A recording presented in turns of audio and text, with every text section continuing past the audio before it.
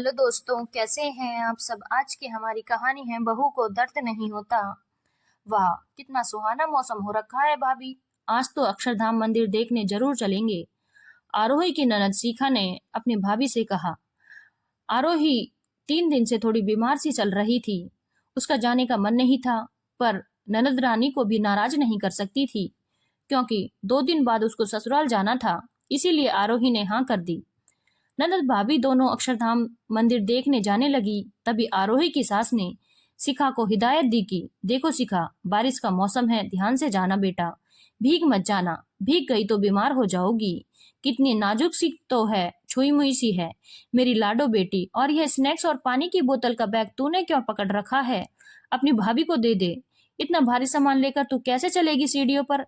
शिखा बोली, अरे माँ, भारी कहाँ है, मैं पकड़ लूंगी आराम से। माँ बोली, अरे बेटा, तू थक जाएगी। आरोही ने मन में सोचा, थक तो मैं भी जाऊंगी, ऊपर से तबीयत और खराब है। आरोही को सासू माँ ने हिदायत दी कि अक्षरधाम मंदिर देखने के अलावा और कहीं मत जाना, दोनों जल्दी घर आ जाना। और आरोही, तुझे वापस आकर खाना भी बनाना है रात का, इसलिए थोड़ा जल्दी करना। आरोही की तो पहले से ही थोड़ी तबीयत खराब थी। आरोही सोचने लगी कि आज तो कहीं तबीयत ज्यादा नहीं खराब हो जाए, कैसे संभालूंगी इतना सब कुछ घर आकर। खाने की तैयारी भी करनी है, लौटते लौटते तो शाम हो जाएगी। यह सब सोचते हुए दोनों ननद भाभी अक्षरधाम मंदिर देखने निकल पड़े। मौसम सच में बहुत सुहाना था। मंदिर से शहर की पूरी रौनक दिख रही थी। हरियाली थी चारों तरफ, बहुत खूबसूरत नजारा लग रहा था। शिखा बहुत खुश हो रही थी। यह सब देखकर, शिखा को खुश देखकर आरोही को भी अच्छा लगा। आरोही ने सोचा, अगर मैं मना करती तो इस बार भी अक्षरधाम मंदिर देखना रह जाता। अच्छा हुआ आ गई। दोनों ननद भाभी ने खूब निहारा इस खूबसूरती को। आरोही बोली, अब चलते हैं शिखा, कहीं बारिश नहीं आ जाए। शिखा बोली, हाँ भाभी, अब चलते हैं। दोनों ने आधा रास्ता ही तय किया था कि बीच में ही बारिश होना शुरू हो गई। दोनों भीग गई। इस बीच में कोई ऐसी जगह भी नहीं थी जहां रुक जाएं और बारिश से बच जाएं। नीचे उतरने तक दोनों भीग गई। आरोही के को तो सर्दी के कारण कपकपाहट शुरू हो गई, तो शिखा का छींकों के मारे बुरा हाल हो गया। जैसे तैसे करके दोनों घर पहुंचे। जैसे ही घर में घुसी, आरोही की सास ने शिखा को जल्दी से तौलिया ला कर दिया और कपड़े बदलने के लिए भेज दिया, और आरोही को बोला कि तू जल्दी से अदरक वाली चाय बना। आरोही तो खुद बेचारी चाह रही थी कि कोई उसको चाय पिला दे, पर जैसे तैसे करके कपड़े चेंज किए और चाय बनाने चली गई। रसोई में चाय बनाकर सबको दी और खुद की चाय अपने कमरे में लेकर चली गई। तबीयत खराब सी लग रही थी, हाथ पैर टूट रहे थे, जैसे बुखार सा हो। चाय पीकर सो गई। थोड़ी देर बाद में आरोही का पति गौरव घर आता है। माँ को बोलता है, आज तो बहुत सुहाना मौसम हो रखा है माँ, चाय और पकौड़े खाने का मन हो रहा है। आरोही कहाँ है माँ? माँ बोलती है, आज दोनों ननद भाभी अक्षरधाम देखने गई थी, अभी आई हैं थोड़ी देर पहले। शिखा के तो बारिश में भीगने से सर्दी हो गई है, छींक ही छींक आ रही हैं। और यह आरोही पता नहीं कमरे में क्या कर रही है। चाय लेकर गई थी, अभी तक बाहर नहीं आई। तू जा और उसको बोल चाय पकौड़ों के लिए और रात के खाने की भी तैयारी करनी है। गौरव कमरे में जाता है और आरोही को यूं सोता हुआ देखकर बोलता है कि शाम के टाइम क्यों सो रही हो, चलो उठो, चाय पकौड़े बनाओ। आरोही, जो अभी तक शांत थी, सब कुछ बर्दाश्त कर रही थी, अचानक से गुस्से में आ जाती है और बोलती है, मैं आराम करने के लिए नहीं लेटी हूँ, मैं भी शिखा के साथ बारिश में भीगी हूँ। शिखा तो बारिश में भीगते ही बीमार हो गई, और जो पहले से बीमार थी, क्या वह बारिश में भीगने से सही होगी?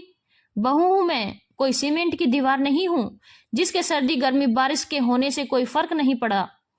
वो तुमको भी पता है गौरव, मैं 2-3 दिन से तुम्हें बोल रही हूँ कि मेरी तबीयत थोड़ी सही नहीं है, पर काम करती रहती हूँ, तुम ध्यान नहीं दोगे। नहीं होगा मुझसे आज का काम।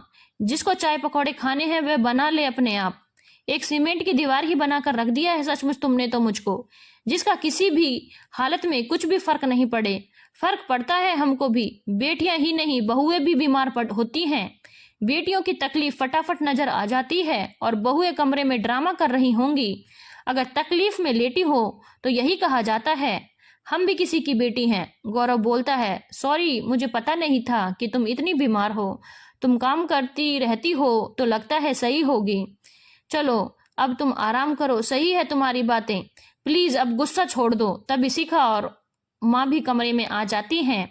आरोही की तेज आवाज सुनकर शिखा बोलती है, सही तो बोल रही हैं भाभी। अगर मेरे ससुराल में भी मुझसे ऐसा व्यवहार किया जाएगा तो मैं भी शायद ऐसे ही बोलूंगी। माँ, भाभी की तकलीफ भी देखा करो। वह बार बार बोलती नहीं है कि मैं बीमार हूँ, तो इसका मतलब यह नहीं हुआ कि वह सही है। कभी कभी तो आप खुद ही महसूस कर लिया करो। जैसे आप मेरी तकलीफ देखकर समझ जाती हो कि मैं बीमार हूँ, वैसे ही भाभी की तकलीफ देखकर भी समझ जाया करो। भाभी, आप सीमेंट की दीवार नहीं है, मेरे जैसी एक लड़की हो। माँ कुछ नहीं बोलती और चुपचाप कमरे से चली जाती है।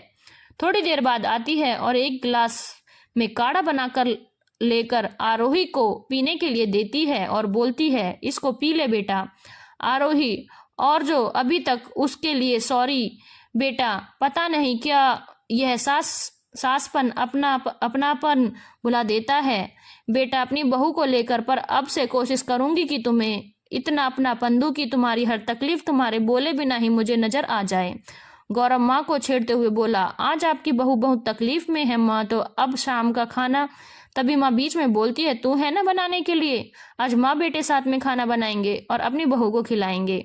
आरोही को आराम करने का बोलकर सब खाना बनाने की तैयारी में जुट जाते हैं और आरोही आराम से आज आराम कर रही थी, बिना किसी काम की चिंता के। बहुत से घरों में देखा जाता है कि बहू की तकलीफ किसी को दिखाई नहीं देती और बेटी को थोड़ा सा बीमार पड़ते ही पूरा घर परेशान हो जाता है। बहू की बीमारी को ड्रामे का नाम दिया जाता है। बहू भी आखिर किसी की बेटी होती है। बहू कोई सीमेंट की दीवार नहीं होती, उसको भी फर्क पड़ता है। धन्यवाद दोस्तों। अगर आपको कहानी अच्छी लगी हो तो चैनल को लाइक, शेयर और सब्सक्राइब करना ना भूलें।